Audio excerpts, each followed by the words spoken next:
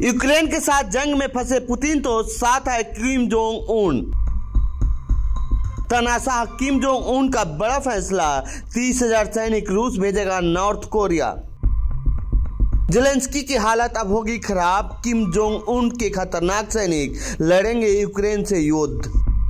यूक्रेनी अधिकारियों के एक खुफिया आकलन के अनुसार उत्तर कोरिया यूक्रेन के साथ अग्रिम मोर्चे पर रूस के लिए लड़ने वाले अपने सैनिकों की संख्या को 3 गुना करने जा रहा है, जिसके तहत वह मॉस्को की सहायता के लिए 25,000 से 30,000 अतिरिक्त सैनिक भेजेगा। CNN की रिपोर्ट के अनुसार आने वाले महीनों में सैनिक रूस पहुंच सकते हैं, जो नवंबर में भेजे गए 11,000 सैनिकों के अतिरिक्त होंगे, जिन्होंने रूस के कुर्स्क क्षेत्र में यूक्रेन के आक्रमण को विफल करने में मदद की थी। पश्चिमी अधिकारियों के अनुसार सैनिकों के तैनाती में लगभग 4,000 उत्तर कोरियाई सैनिक मारे गए या घायल हो गए। फिर भी प्योंगयांग का मॉस्को के साथ सहयोग तब से बढ़ गया है। एक पश्चिमी खुफिया अधिकारियों के हवाले से CNN ने दावा किया है कि उन्होंने यूक्रेनी आकलन से अलग जानकारी देखी है, जिसमें सुझाव दिया गया है कि रूस में 30,000 तक नए उत्तर कोरियाई सैनिक भेजे जा सकते हैं। अमेरिका क्यों रोक रहा है रक्षा मिसाइल? सैटेलाइट तस्वीरों में उत्तर कोरियाई तैनाती के लिए पहले इस्तेमाल किए गए जहाजों को रूसी बंदरगाहों में देखा गया और कार्गो विमानों के उड़ान पैटर्न से पता चला कि सैनिकों को रूस लाने वाले मार्ग सक्रिय थे। उत्तर कोरिया ने पिछले साल 11,000 सैनिकों को रूस की तरफ से लड़ाई के लिए भेजा था। रूसी राष्ट्रपति व्लादिमीर पुतिन ने अप्रैल में उनकी मौजूदगी की पुष्टि की थी।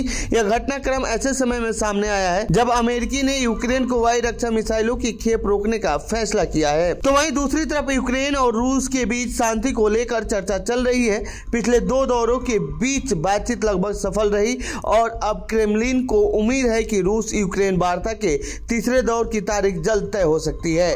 क्रेमलिन के प्रवक्ता दिमित्री पेस्कोव ने कहा कि हमें उम्मीद है कि इस पर जल्दी सहमति बन जाएगी। उन्होंने दोहराया कि वार्ता का कार्यक्रम दोनों पक्षों की सहमति से ही तय किया जा सकता है। कैसी चल रही है शांति वार्ता?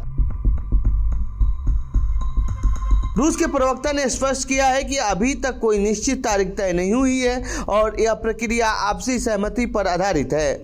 उन्होंने कहा कि एक पारस्परिक प्रक्रिया है। क्रेमलिन के प्रवक्ता के मुताबिक अगली वार्ता प्रक्रिया की गति कीव शासन और अमेरिका के मध्यस्थता करने के प्रयासों पर निर्भर करती है। उन्होंने कहा कि जमीनी हकीकत को नजरअंदाज नहीं किया जा सकता है और उससे ध्यान में रखना जरूरी है। कैदियों की होगी अदला बदली।